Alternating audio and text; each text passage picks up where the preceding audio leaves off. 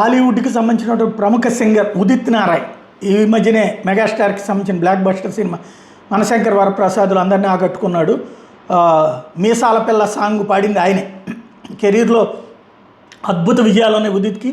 దేశంలోని అగ్రశ్రేణి సింగర్లో ఒకటిగా దశాబ్దాల పాటు వెలుగొందాడు. అయితే తాజాగా వరుస వివాదాల్లో చిక్కుంటున్నాడు. ఈ మధ్యన ఒక ఈవెంట్కి సంబంధించినటువంటి వివాదం తాజాగా చర్చకు వచ్చింది.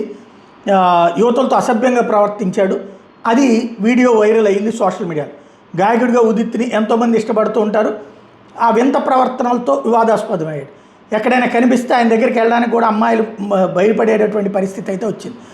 దీంతో ఆయన భార్య రంజన ఆయన చేష్టలతో విసిగిపోయారట.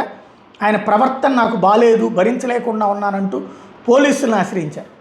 ఇది సంచలనం సృష్టించింది. బీహార్లోని పోలీస్ స్టేషన్లో కంప్లైంట్ చేశారు. ఆయనకి ఏదో మానసిక సమస్యలతో అలా ప్రవర్తిస్తున్నట్టు ఆమె చెప్పుకొచ్చింది. బీహార్లో ఈ కంప్లైంట్ అన్నది సంచలనం సృష్టిస్తుంది ఇప్పుడు.